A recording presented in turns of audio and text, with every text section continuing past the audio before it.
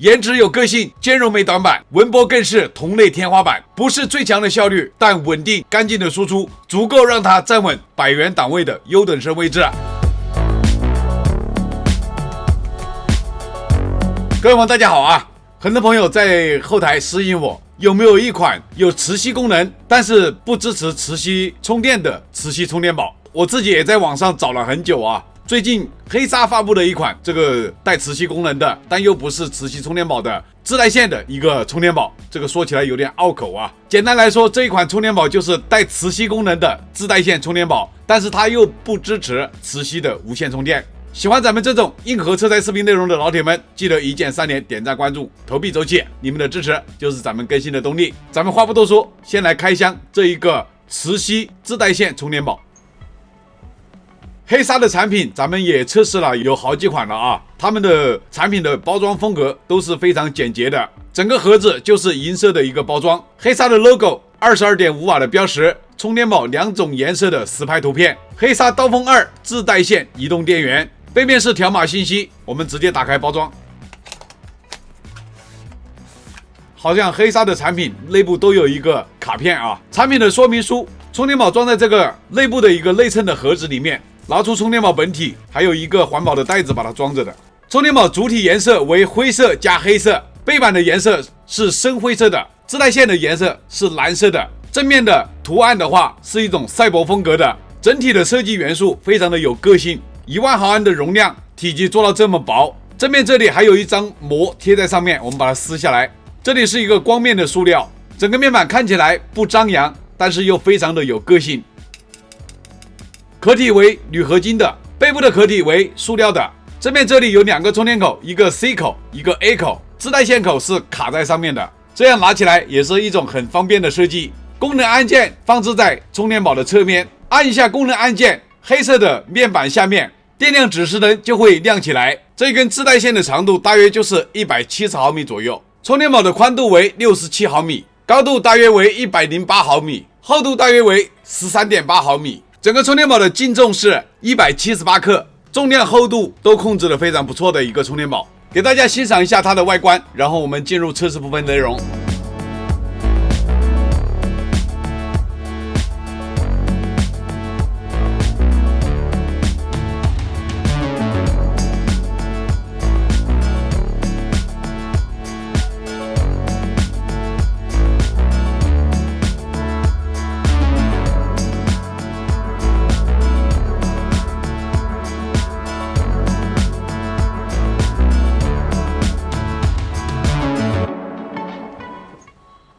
我们来看一下这个产品的规格信息，黑鲨刀锋2自带线移动电源1万毫安，产品的型号 BPB14， 电池容量1万毫安，36瓦时 3.6 伏，额定容量是5800毫安，5伏2安，电池种类锂离子聚合物电池，自带线输入功率最高18瓦，自带线输出功率最高22.5瓦， Type-C 2口输出功率22.5瓦， A 口输出功率也是22.5瓦，多口总输出是5伏3安15瓦最高功率啊，能量转换效率大于 80%。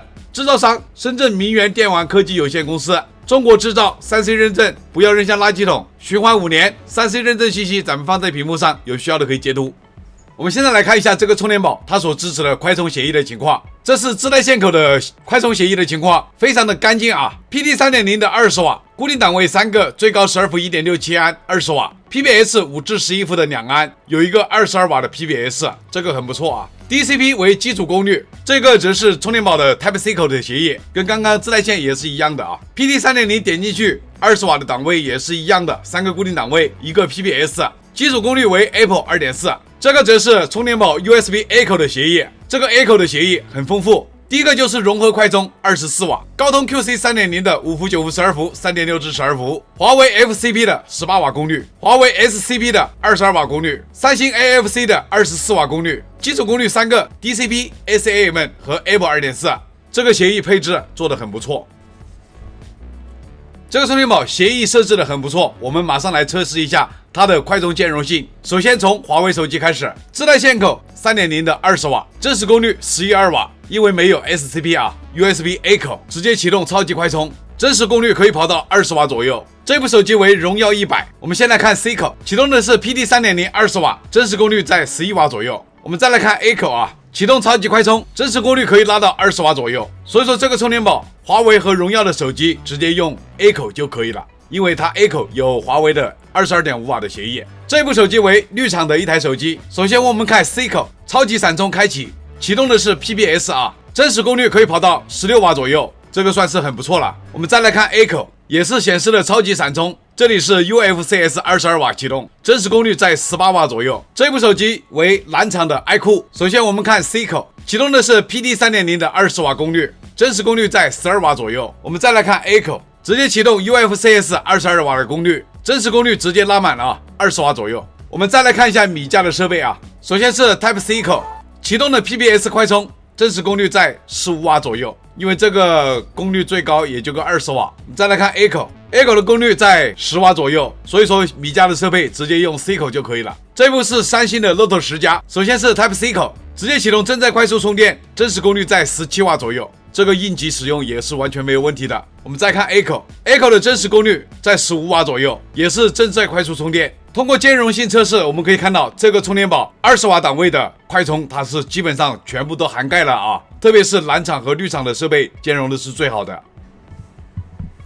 这个主打便携磁吸的黑鲨充电宝，我们现在就是进行5次充放电来验证它的转换效率。5次充电全部用苹果的30瓦充电器，记录数据的仪表还是用智翔家的仪表。这个黑鲨1万毫安磁吸充电宝充放电的数据都出来了，5次循环的结果，我们实测它的转换效率平均值为 71.8%。根据充电宝本身额定的能量值换算，结果也是 71.2%。它的规格里面写的转换效率大于等于 80%， 这个数值应该是按照5伏2安的标准来标定的啊。我们测试是以5次不同的功率来换算平均值，这个考验比较全面。当然，这个 80% 的标定按照5伏2安来标，也可以理解厂家这样标定的理由吧。5次循环充放电全部都是一次性放完的啊，全部都没有断功率的情况，这个表现不错了。这5次放电的过程我都检测了一下充电宝表面的温度情况，就是2次12伏 1.67 安，温度是 48.8 摄氏度，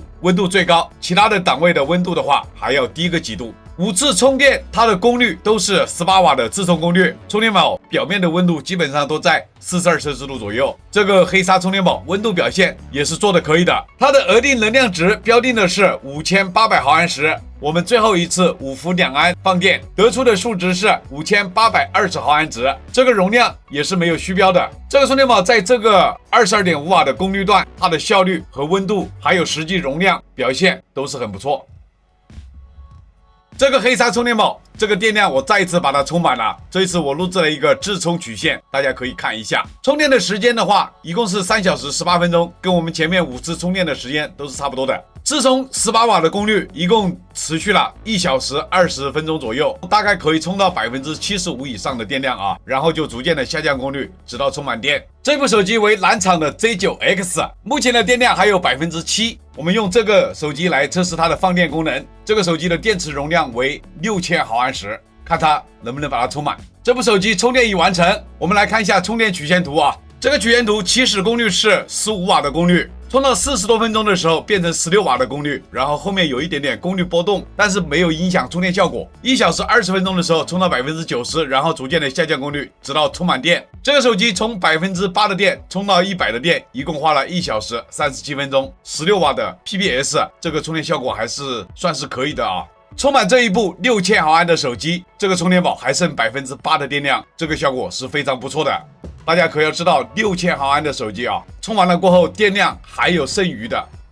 充电宝咱们再一次把电充满了，这次咱们就是给这个苹果15进行充电。目前这个15是没有电的状态，我们看它充满了以后，这个充电宝还可以剩多少电。这部苹果手机已经充到80个电了啊。我们先来看一下充电曲线图，这个苹果手机只用了3个阶段的充电，基本上就把电充到80了。第一个阶段就是18到20瓦的功率，持续了大概17分钟时间，中间这32分钟基本上就是10到14瓦的功率在充电啊。后面的话6瓦的功率大概充了1-2分钟就充到80了，就转为5伏的基础功率进行涓流充电。这个手机从没有电充到80的电，一共花了56分钟时间。这个充电时间也算是快的。充完这部苹果手机，这个充电宝还剩61%的电量，就证明这个黑鲨1万毫安磁吸充电宝满电的情况。6.1和6.3寸的苹果充2部绰绰有余，如果是充6.7和6.9寸的苹果的话，充个1.5部以上没有问题的。别看这个充电宝这么薄，它的容量是够用的。